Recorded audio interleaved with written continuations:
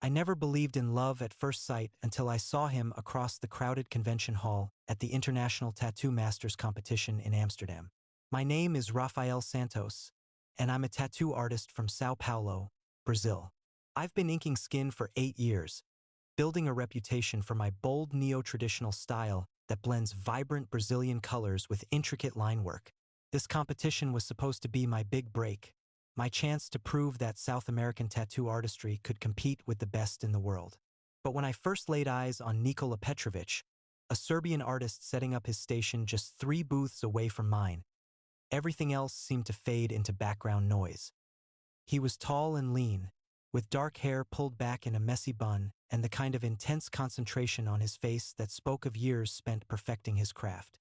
His arms were covered in what I could see were incredibly detailed black and gray pieces, each one telling a story I desperately wanted to understand. What struck me most wasn't just his obvious skill or his undeniable attractiveness, but the way he moved around his workspace with such precise, almost ritualistic care.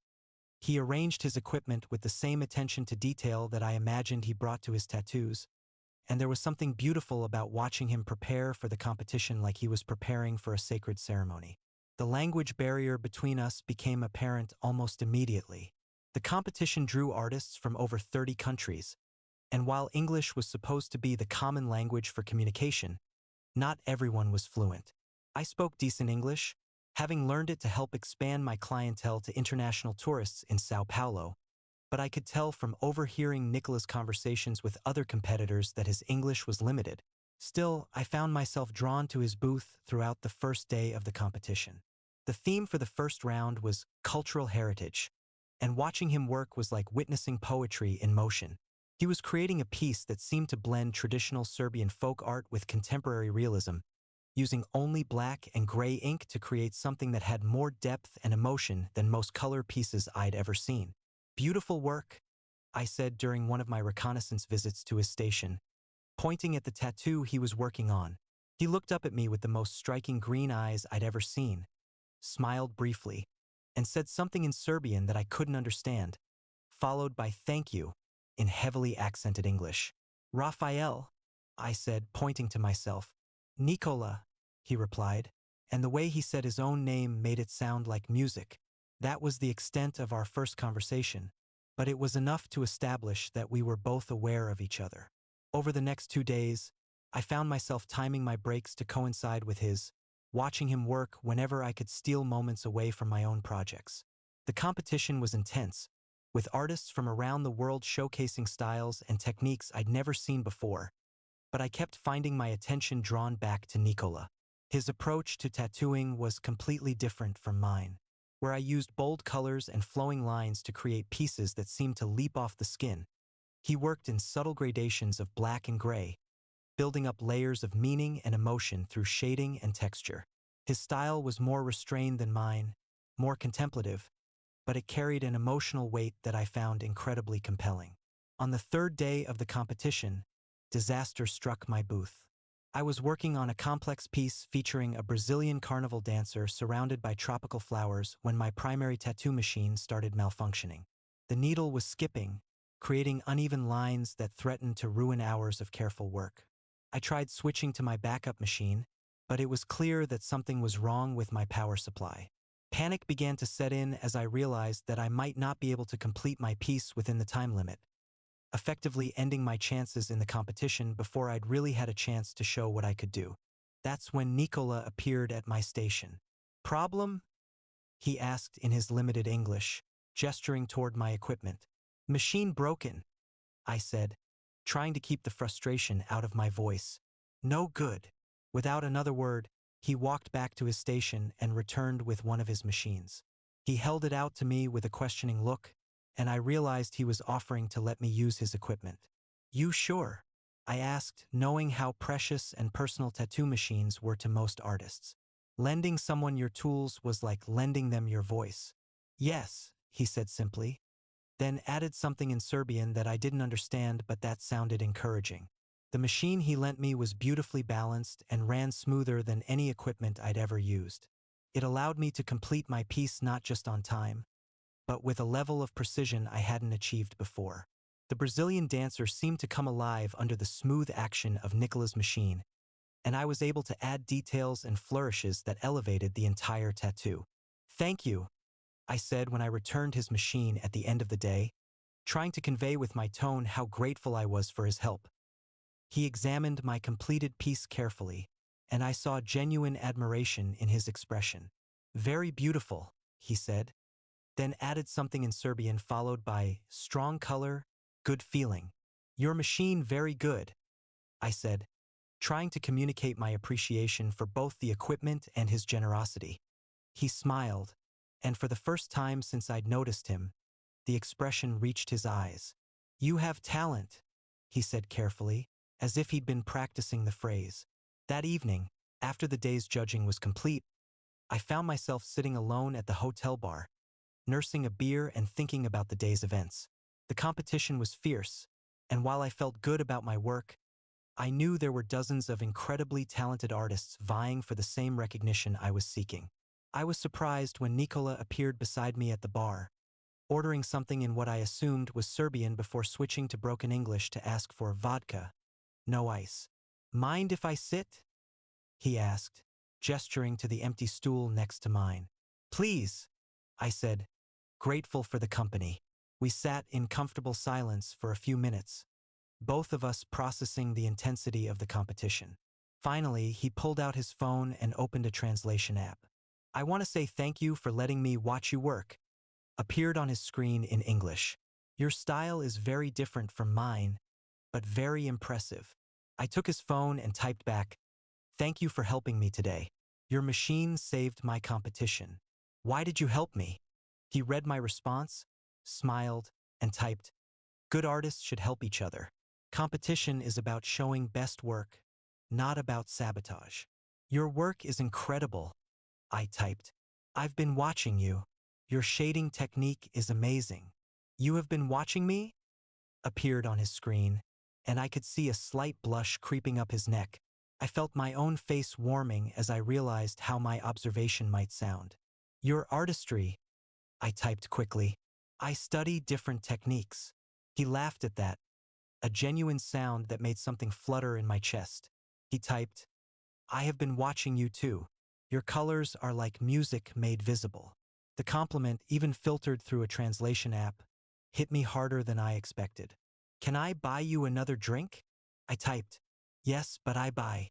You saved my competition today by lending machine." I looked at him in confusion until he typed again. "Machine was not mine. Was borrowed from friend who went home yesterday. I was gonna ask to borrow yours if I had problems. You solved my problem by having problem first." The revelation that he had been willing to help me even though he might have needed help himself said something about his character that impressed me deeply. We spent the next 2 hours at the bar, passing his phone back and forth, using the translation app to have what was probably the most unique conversation of my life.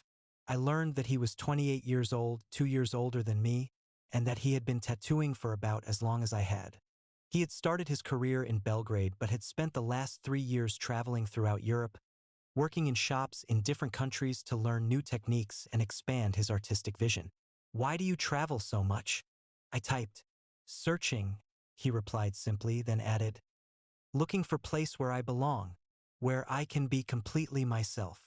I understood that feeling intimately.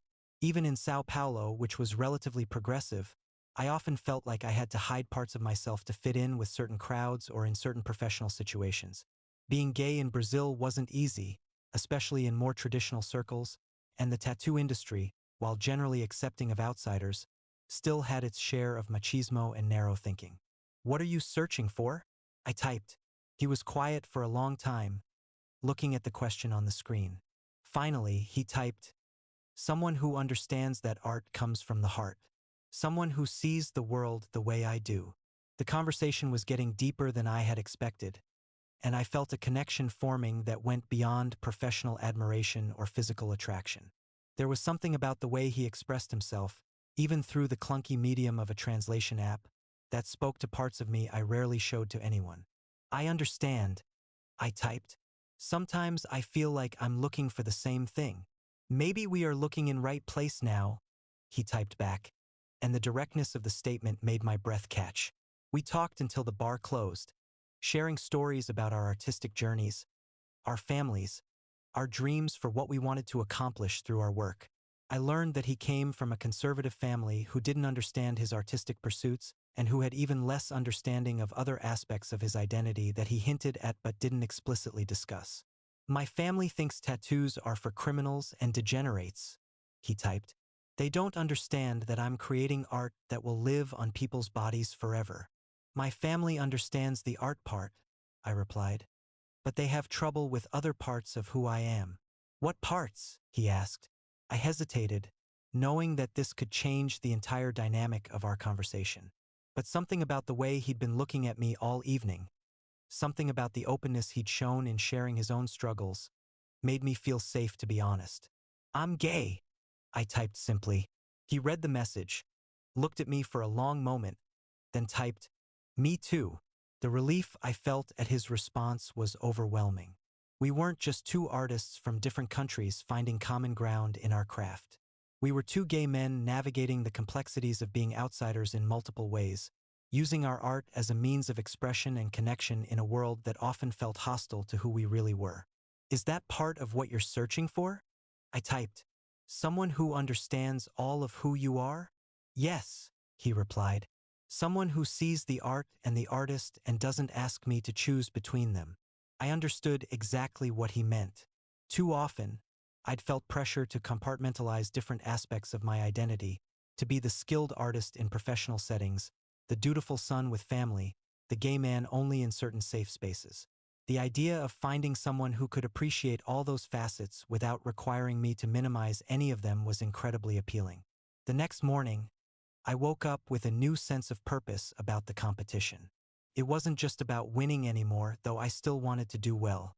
It was about impressing Nicola, about showing him the full range of what I could do as an artist, about proving that I was worthy of the connection that seemed to be developing between us. The fourth day's challenge was innovation in traditional styles, which played perfectly to both of our strengths. I decided to create a piece that blended traditional Brazilian indigenous art with contemporary tattoo techniques, using colors that were vibrant but also sophisticated in their application. Nicola was working on something that appeared to combine traditional Serbian Orthodox iconography with modern portrait realism. Even from a distance, I could see that he was creating something extraordinary, layering meaning and technique in ways that elevated both the traditional and contemporary elements of his design. During our lunch break, he approached my station and gestured toward my work in progress. "May I?" he asked, pointing to his eyes and then to my tattoo, asking permission to look more closely. "Of course," I said, stepping aside so he could see the piece from different angles. He studied my work with the same intense concentration I'd seen him apply to his own projects. After a few minutes, he pulled out his phone. "This is incredible," he typed. "The way you use color to create depth and movement. I have never seen this technique before.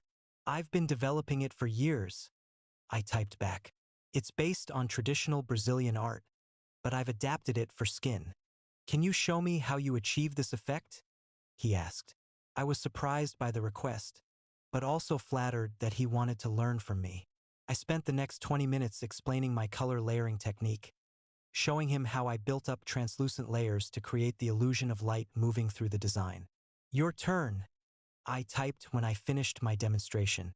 "Can you show me how you create such realistic skin tones using only black and gray?" He lit up at the question, clearly excited to share his technique.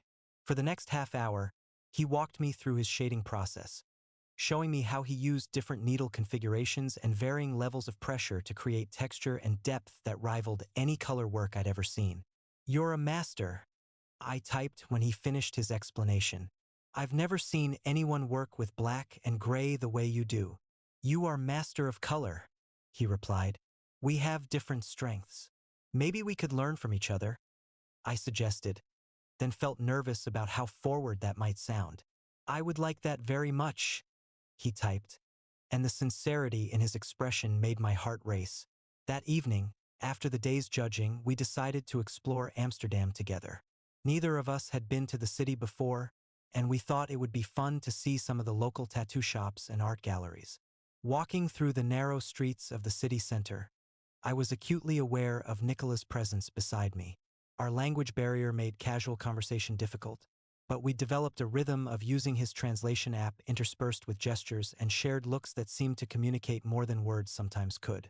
We visited several tattoo shops, and it was fascinating to see how differently artists in different cultures approached the same basic craft. Some of the Dutch artists were working in styles I'd never seen before, and both Nicola and I took photos and notes to remember techniques we wanted to try. Do you think location influences artistry? I typed as we sat in a small cafe near the red light district. Yes, he replied immediately. But I think personal experience influences more. Location gives you tools and inspiration, but what you do with them depends on who you are inside. What experiences have influenced your art the most? I asked. He was quiet for a long time, staring at the screen before typing his response. Feeling different. Feeling like outsider. My art is way to show that being different can be beautiful. I understood exactly what he meant. My own work had been shaped by my experience as a gay man in a machismo culture, as an artist in a family that valued more traditional careers, as someone who saw beauty in places where others saw only problems or complications. I think that's why your work moves people so much, I typed. It comes from real emotion, real experience. Your work too, he replied. I can see your heart in your colors. We walked back to the hotel together, and I found myself not wanting the evening to end. When we reached our floor, we were coincidentally staying just 3 rooms apart. We stood awkwardly in the hallway, both of us seeming to want to say something but not knowing how to navigate the language barrier and the growing attraction between us. Finally, Nikola pulled out his phone and typed, "Would you like to have coffee in my room? I have good Serbian coffee." "I would love that," I typed back. His room was nearly identical to mine, but he had transformed it into a mini workspace. Sketches were pinned to the walls, reference photos were spread across the desk, and his tattoo equipment was arranged with the same careful precision I'd observed at the competition. "Your sketches are incredible," I said, pointing to the drawings on the wall. He made coffee using a small electric kettle and what looked like a traditional Serbian coffee pot, and the ritual of watching him prepare it was almost as mesmerizing as watching him tattoo. The care he put into every small action spoke to a personality that found art and meaning in all aspects of life. The coffee was strong and delicious, with a richness and complexity I hadn't experienced before. As we sat on his small couch, passing the translation app back and forth, I felt more relaxed and comfortable than I had in months. "Tell me about your family," I typed. "Traditional Serbian family," he replied. "Father is engineer, mother is teacher. They want me to have stable job, marry nice Serbian girl, give them grandchildren. And instead you became traveling tattoo artist who is attracted to men," I typed. "Exactly," he replied with a laugh. "I am their biggest disappointment. Are you close to them?"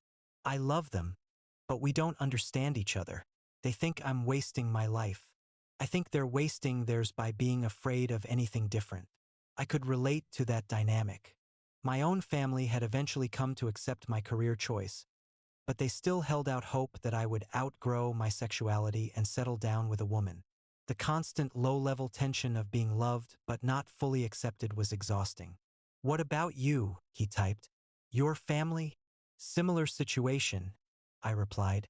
"They love me but they don't understand me. They think tattoos are interesting art but not serious career. And they definitely don't understand why I don't want to marry a woman and have babies." "Do you want children someday?" he asked. The question caught me off guard, both because it was personal and because it suggested he was thinking about futures that might include serious relationships. "Maybe," I typed, "if I found the right person to raise them with." "Do you?" "Yes," he replied immediately.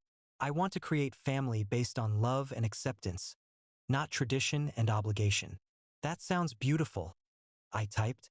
"Maybe someday I will be lucky enough to find someone who wants same thing," he replied. And the way he looked at me as I read his message made it clear that he wasn't speaking hypothetically. We talked until nearly 3 in the morning, sharing more about our dreams, our fears, our experiences as gay artists trying to build meaningful careers in industries that weren't always welcoming to people like us. By the time I finally returned to my room, I felt like I'd found something I hadn't even known I was looking for. The final day of the competition was the most intense yet. The challenge was Master's Choice, meaning we could create whatever we wanted, showcasing our individual style and technical skill without any restrictions. It was the round that would determine the overall winner and several category winners. I decided to create a piece that combined everything I'd been working on throughout the competition: bold Brazilian colors, intricate line work, and the emotional depth I'd been learning to incorporate by watching Nicola work. The tattoo featured a phoenix rising from Brazilian jungle foliage, with colors that seemed to shift and move as they caught the light. But I found myself more interested in watching Nicola work on his final piece. He was creating something that appeared to be a portrait, but as the hours progressed, I realized it was more than that. He was using his black and gray mastery to create an image that seemed to capture not just physical likeness but emotional truth. During one of my breaks, I approached his station and was stunned to realize that the portrait was of me. Not just my physical features, but somehow he had captured something about my personality, my artistic passion, my inner self in the shading and detail work. "Nicola," I said quietly, and he looked up at me with an expression that was both nervous and hopeful. "Is okay?" he asked in English, gesturing toward the tattoo.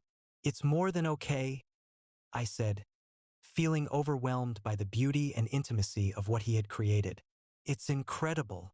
He pulled out his phone and typed, "I hope you don't think it's too personal. I wanted to create something that showed how I see you." "How do you see me?" I typed back. "Strong, passionate, beautiful," he replied. "Someone who brings light to everything around him." I felt tears prick at my eyes as I read his response.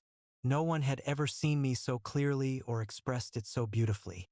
The fact that he had put his interpretation of me into his competition piece, risking his own chances for recognition, said more about his feelings than any words could have. "I'm honored," he typed. "This is the most beautiful thing anyone has ever created for me. It's how I will always remember you," he replied, and I realized with a sinking heart that he was thinking about this as an ending rather than a beginning.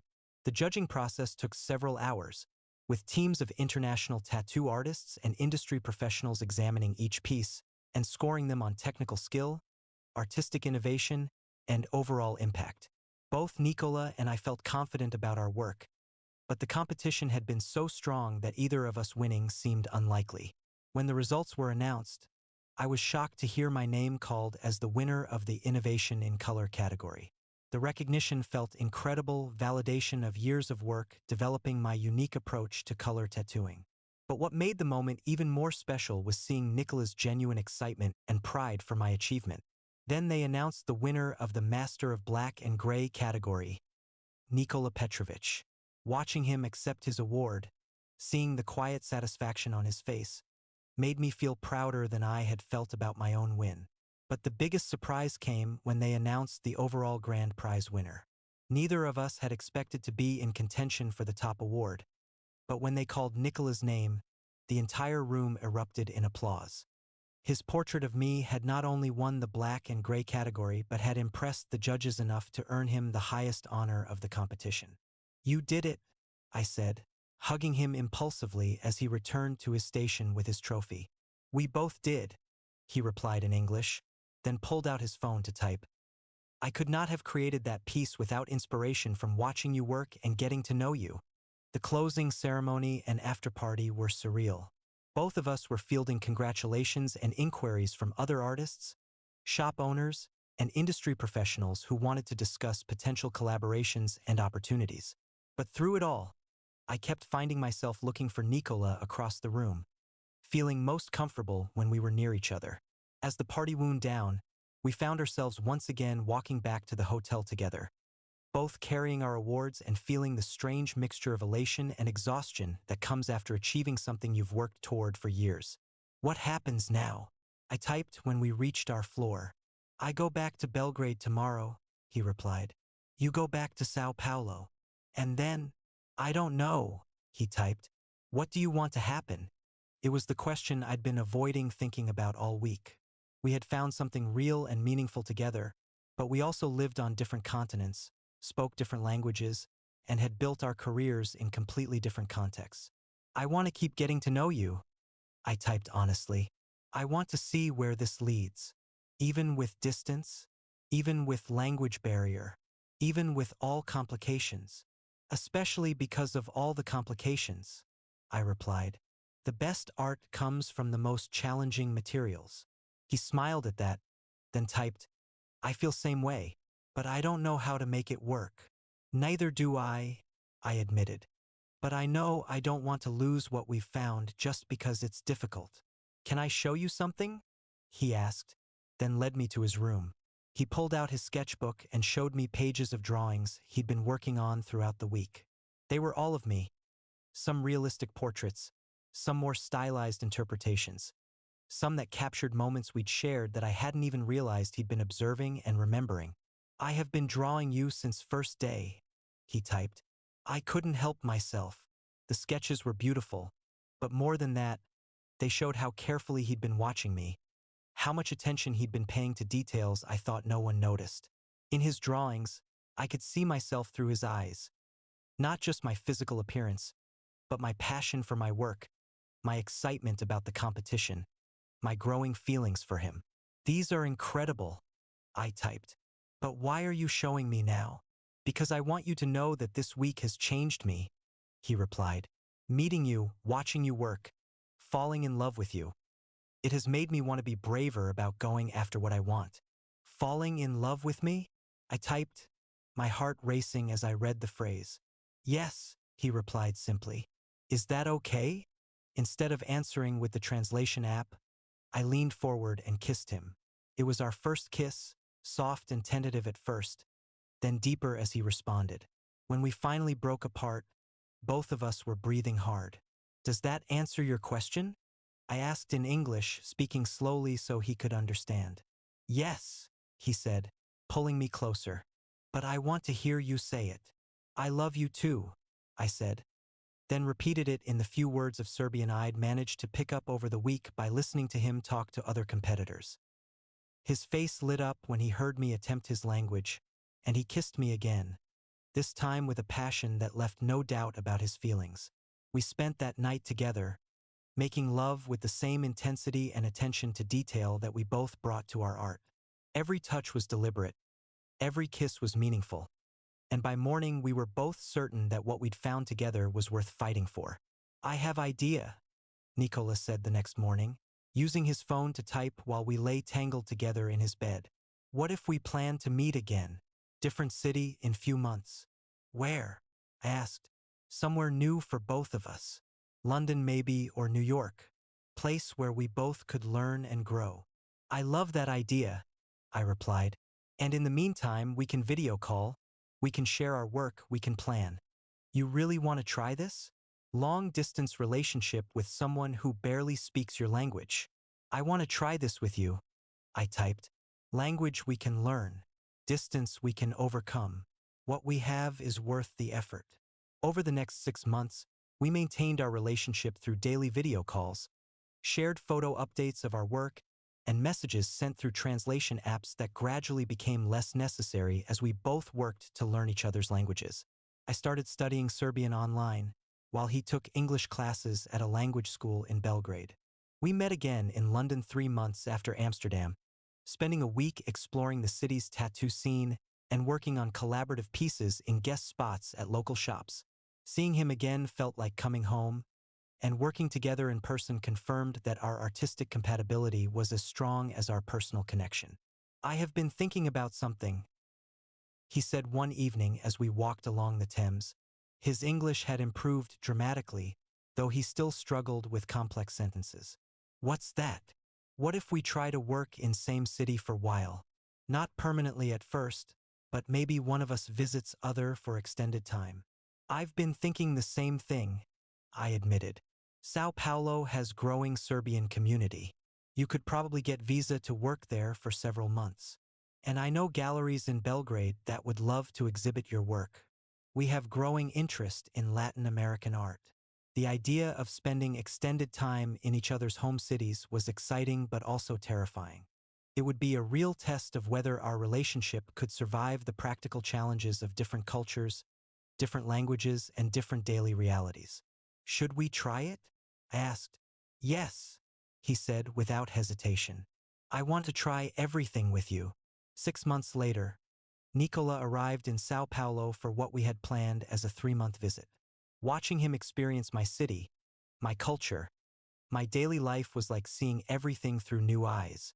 He fell in love with Brazilian food, struggled with Portuguese, but gradually began to pick it up, and created some of his most innovative work by incorporating Brazilian artistic influences into his traditional black and gray style. Your country is so alive, he told me one evening as we sat on the rooftop of my apartment building, looking out over the sprawling cityscape. Everything has energy, color, movement. It's changing how I see art. How so? In Serbia, my work was all about depth, shadow, things hidden beneath surface. Here, I want to bring things into light. I want to use brightness. He was experimenting with adding small touches of color to his traditionally monochromatic work, and the results were stunning. The color accents seemed to make his black and gray work even more powerful by contrast, creating pieces that had both the emotional depth of his traditional style and the vibrancy he was learning from Brazilian culture. Meanwhile, his presence in my life was changing my work as well. His attention to emotional nuance and subtle detail was influencing me to slow down, to pay more attention to the psychological impact of my pieces rather than just their visual impact. You are teaching me to think more deeply about what each tattoo means to the person wearing it, I told him. Not just how it looks, but how it makes them feel. And you are teaching me that art can be celebration, not just contemplation, he replied. Both are important. The 3 months passed quickly, and when it came time for him to return to Belgrade, neither of us was ready for the separation. Come with me, he said as we sat in the airport, waiting for his flight to board. Visit Serbia. See my world. I will, I promised. Give me 2 months to arrange my schedule, and I'll come for extended visit. 8 weeks later, I was stepping off a plane in Belgrade, nervous and excited to experience Nicola's homeland. Serbia was unlike anywhere I'd ever been, rich with history, marked by struggle, but also full of artistic energy and cultural pride that reminded me of Brazil in unexpected ways. Nicola's family was initially skeptical of me, a foreign tattoo artist who barely spoke their language, but his happiness was evident enough that they gradually warmed to my presence. His mother, Milica, was particularly sweet, insisting on teaching me to cook traditional Serbian dishes despite our language barrier.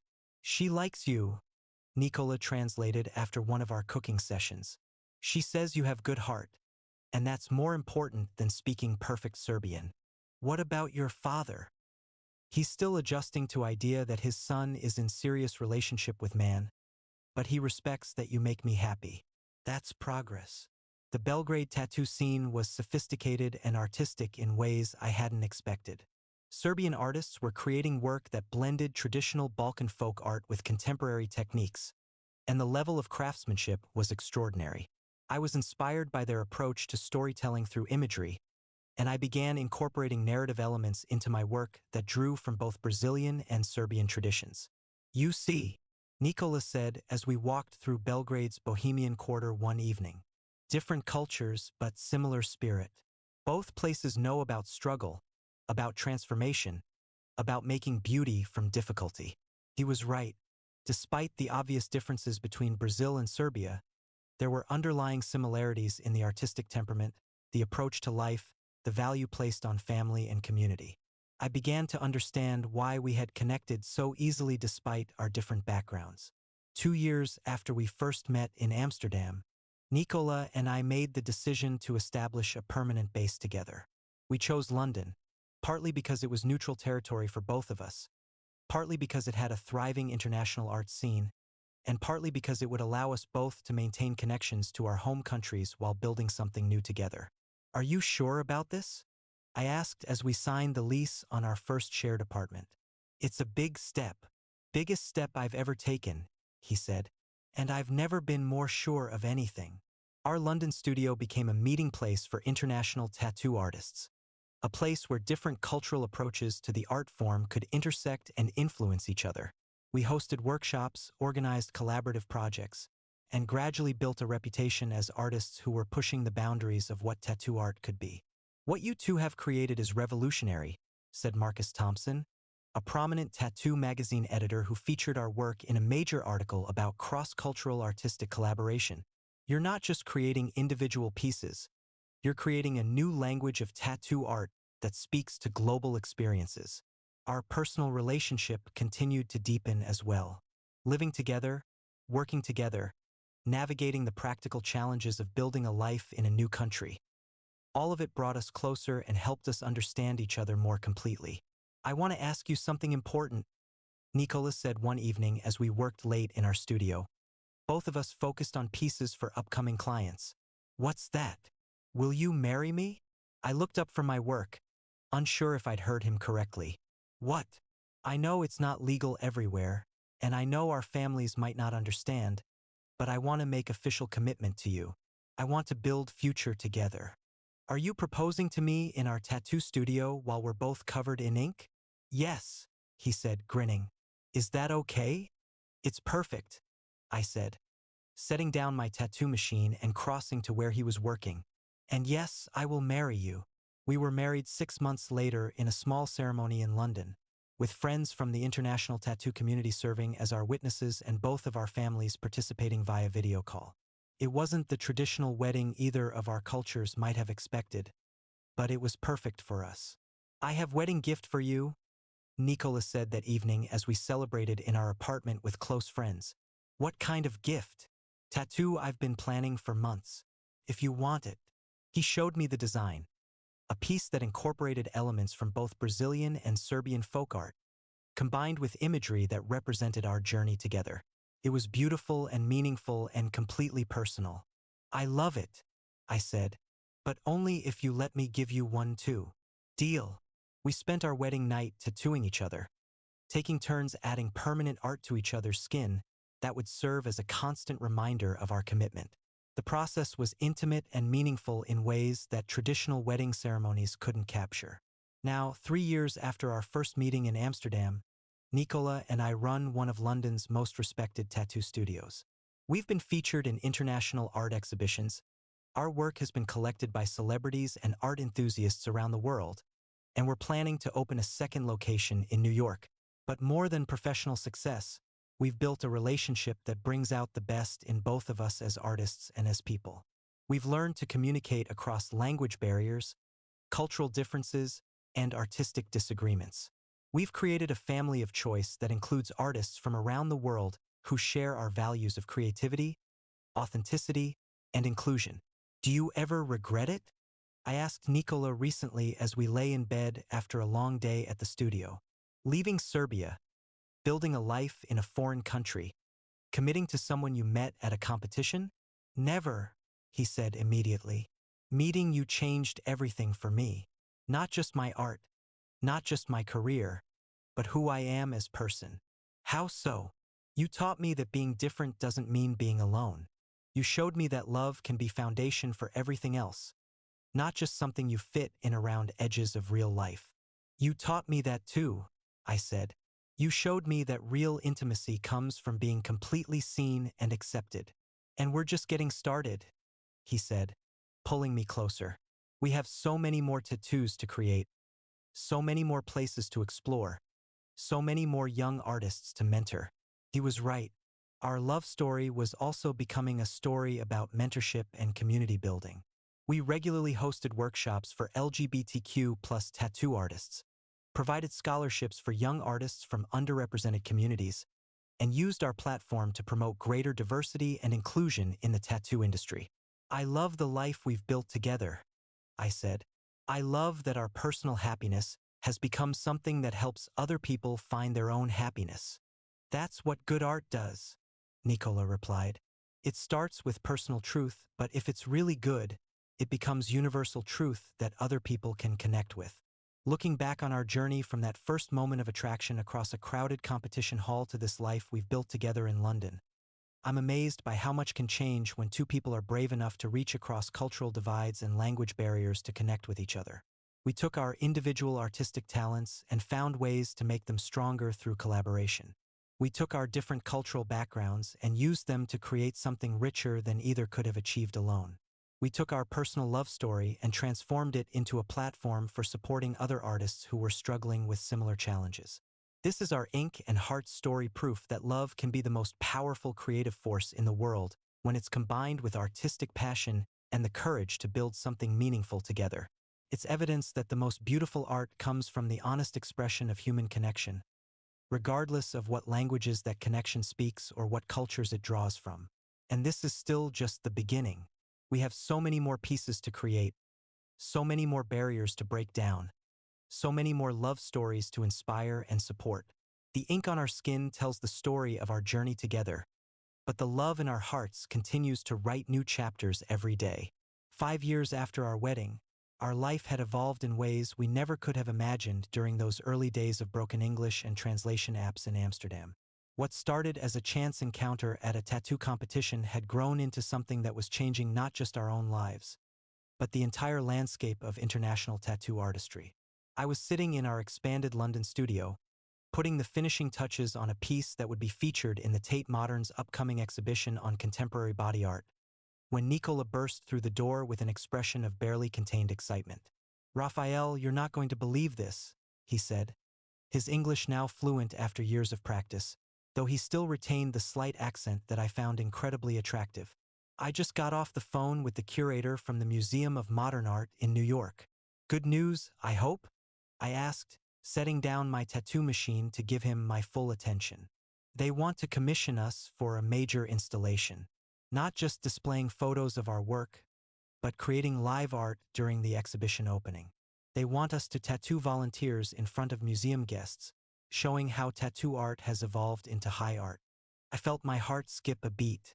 Being featured in MoMA had been a dream of mine since I first started taking tattoo art seriously, but it had always seemed impossible.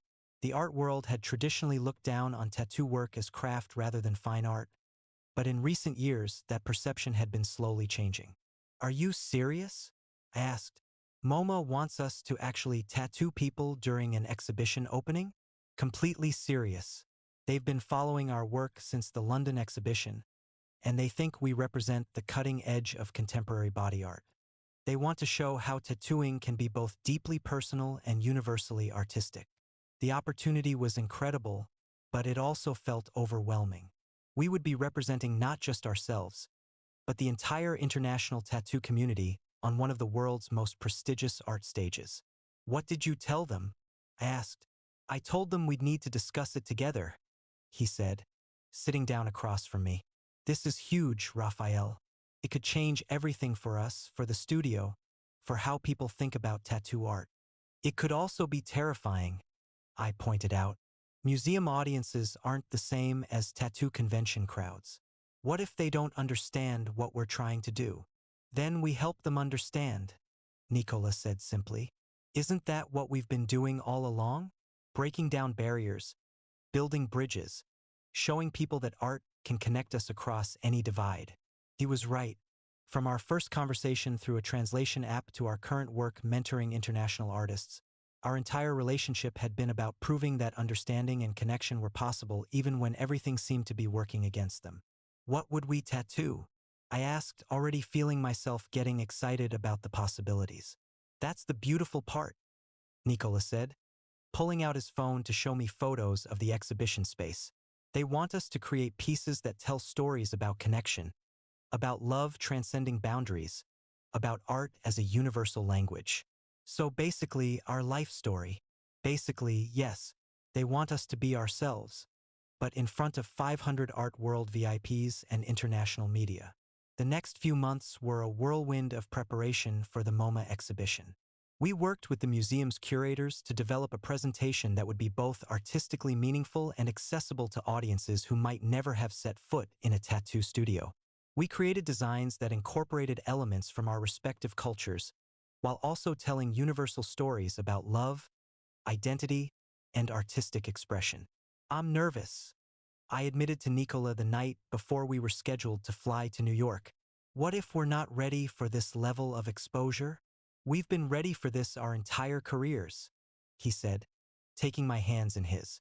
Everything we've done, from that first competition to building the studio to mentoring young artists, it's all been leading to this moment. What if I mess up? What if my hand shakes or I make a mistake in front of all those people? Then you'll handle it the same way you handle everything else, with grace and skill and the knowledge that you're one of the best tattoo artists in the world. The MoMA exhibition opening was unlike anything either of us had ever experienced.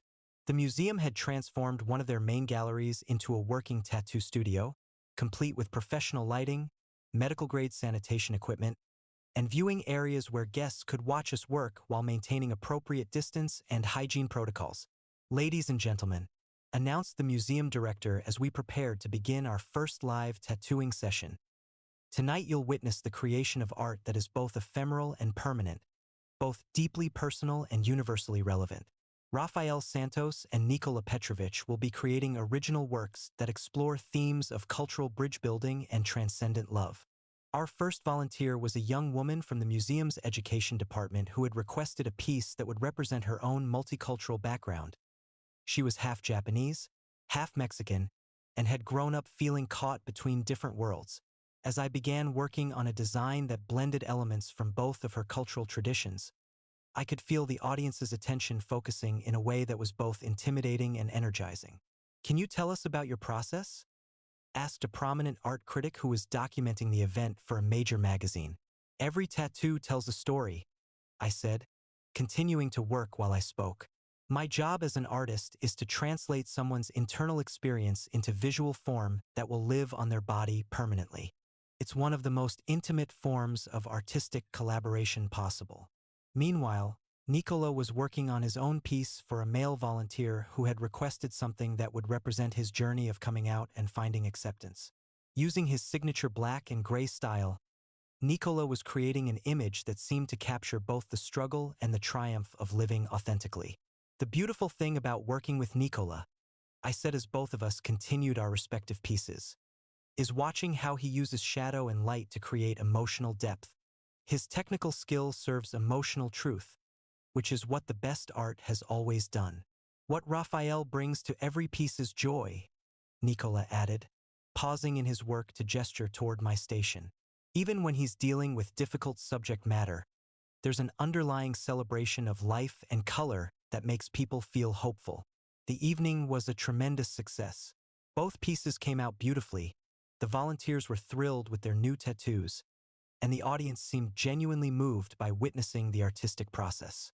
More importantly, the event generated significant media coverage that positioned tattoo art as a legitimate and important contemporary art form. "You two have changed something fundamental tonight," said Dr. Sarah Williams, a curator of contemporary art who had been skeptical about including tattoo work in a major museum exhibition. "You've shown that the traditional boundaries between fine art and other art forms are artificial and limiting." The MoMA exhibition led to opportunities neither of us had imagined. We were invited to create installations at galleries around the world.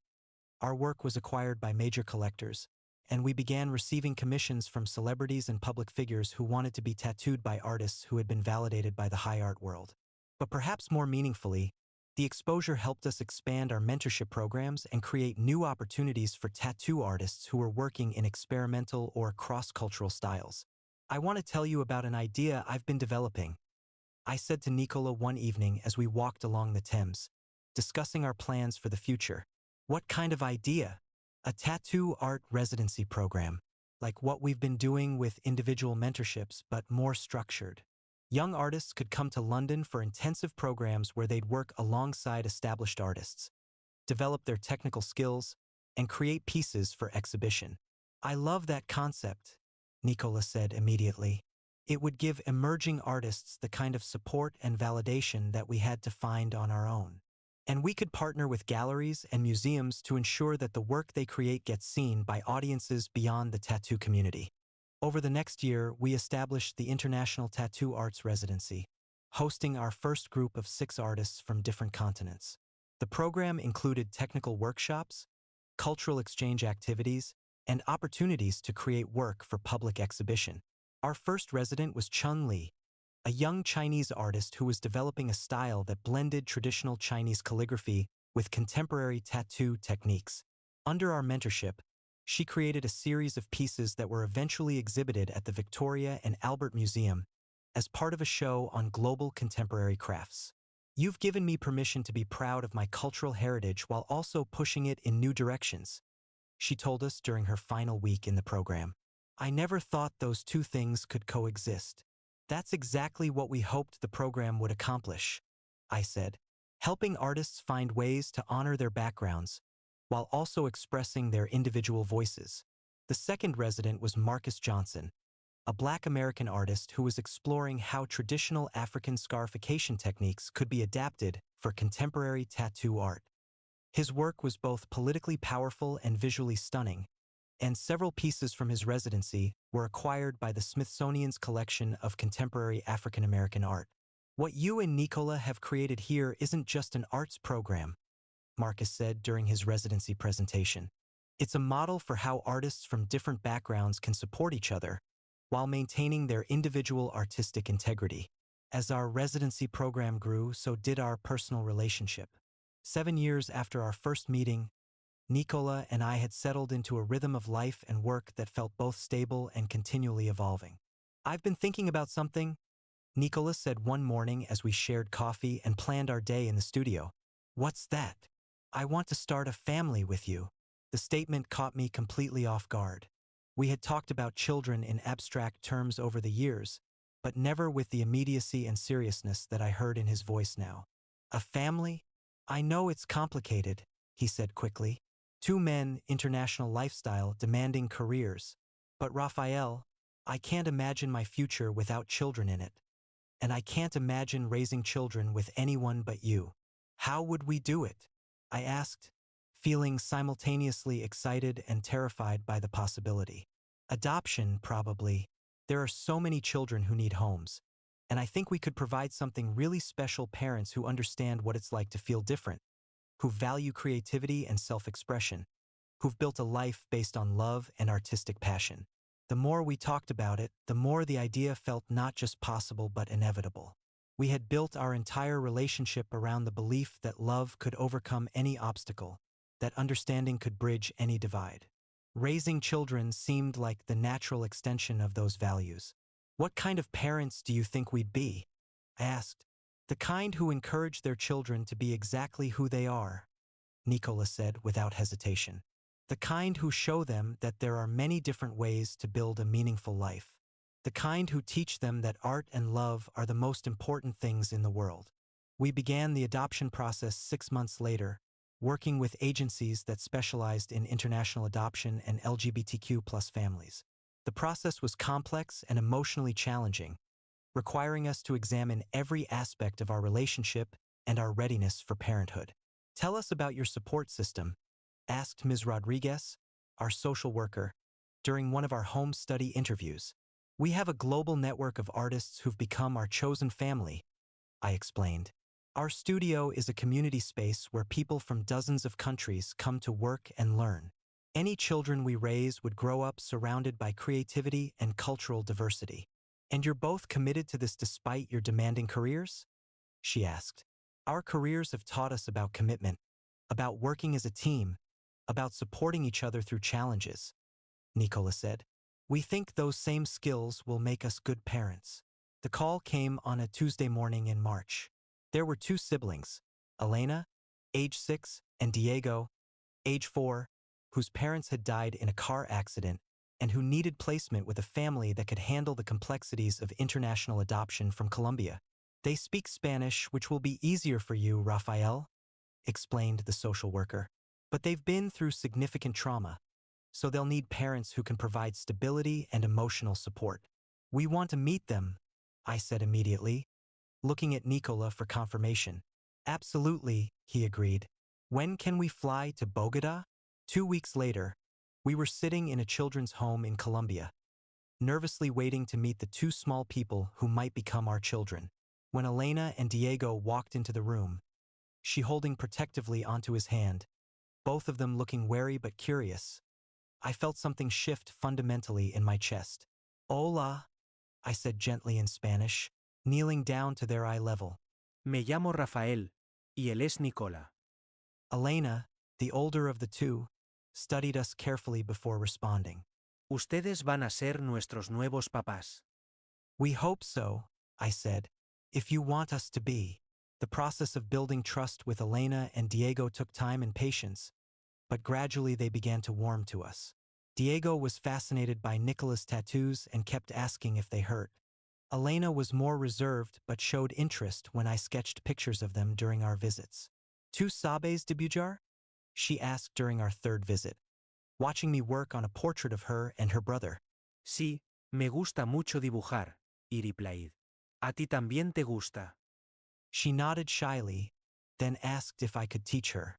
For the next hour, we sat together drawing pictures while Nicola played with Diego, and I felt the first real connection forming between us. The adoption was finalized 6 months later, and we brought Elena and Diego home to London. Adjusting to life as a family of 4 was challenging in ways we hadn't anticipated, but it was also more rewarding than anything either of us had experienced before. "Papa Raphael," Elena said one evening as I was tucking her into bed. "Por qué tú y Papa Nicolas aman?" "Because we make each other happy," I said in Spanish. "Because we take care of each other and support each other's dreams." ¿Y nosotros también hacemos eso? Absolutely. Families take care of each other and help each other be the best versions of themselves. "I like our family," she said sleepily. "Me too, Majida. Me too." Diego adapted even more quickly, seeming to instinctively understand that he was safe and loved. He followed Nicola around the studio, fascinated by the tattoo equipment and constantly asking questions about how everything worked. "When I grow up, I want to make art like you and Papa Raphael," he announced one day as he watched Nicola work on a client. "What kind of art do you want to make?" Nicola asked, pausing in his work to give Diego his full attention. "Pictures that make people happy," Diego said with the straightforward logic of a 4-year-old. "That's the best kind of art," Nicola said seriously. "Art that makes people feel good about themselves and about the world." Balancing parenthood with our careers required significant adjustments to our lifestyle and work schedules. We converted part of our studio into a family-friendly space where the children could play and do homework while we worked, and we began declining projects that would require extensive travel. "Do you ever regret it?" I asked Nicola one evening after a particularly challenging day of trying to manage client appointments while dealing with Diego's ear infection and Elena's struggles with her English homework. "Never," he said firmly. "This is what I've wanted my whole life. A real family built on love and mutual support. The challenges are worth it. Even when it means turning down opportunities? Raphael, we've accomplished more than either of us ever dreamed possible. Now we get to focus on raising 2 incredible children who will go out into the world carrying the values we've taught them. That's a bigger legacy than any museum exhibition." He was right. Elena and Diego were thriving in ways that validated every sacrifice we'd made to accommodate their needs. Elena had discovered a passion for photography and was creating remarkably sophisticated images for her age. Diego was showing artistic talent that reminded me of my own childhood fascination with color and form. "I want to make a tattoo design for you," Elena announced one Saturday morning as we were all working on art projects together in the studio. "What would you design?" I asked, intrigued by her serious expression. "A picture of our family, but not like a photograph. Like a drawing that shows how we feel about each other." The sketch she created was simple but emotionally powerful, for figures holding hands, surrounded by swirling colors that seemed to represent love and protection. It was the kind of design that captured something essential about our family dynamic. "It's beautiful, Elena," Nicola said, examining her drawing carefully. "You've really thought about what makes our family special. Will you put it on your skin?" she asked hopefully. "Absolutely," I said. "But first we need to make it into a proper tattoo design. Want to help me with that?" Working with Elena to translate her family portrait into a tattoo design became one of the most meaningful creative projects of my career. Her 6-year-old perspective on our family dynamics gave me insights into what we had created together that I might never have recognized on my own. When I finally got the tattoo, placed on my forearm where I could see it constantly, it became not just a piece of art but a daily reminder of what really mattered in life. Now we're all connected forever, Elena said when she saw the finished tattoo, tracing the design gently with her finger. We were connected forever the day you became our daughter, I said. This just makes it visible. Our 10th anniversary as a couple coincided with our 3rd anniversary as a family, and we decided to celebrate by organizing an exhibition that would showcase the work of all the artists we had mentored through our residency program.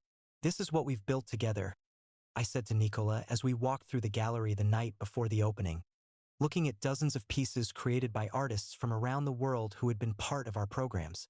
It's bigger than either of us could have created alone, he agreed. And it's going to outlast us because these artists will go on to mentor others, creating an endless chain of artistic support and cultural exchange. The exhibition opening was attended by Elena and Diego, who walked through the gallery with the confidence of children who had grown up surrounded by international artists and creative energy. That one looks like your style, Papa Raphael, Elena said, pointing to a colorful piece created by one of our Brazilian residents.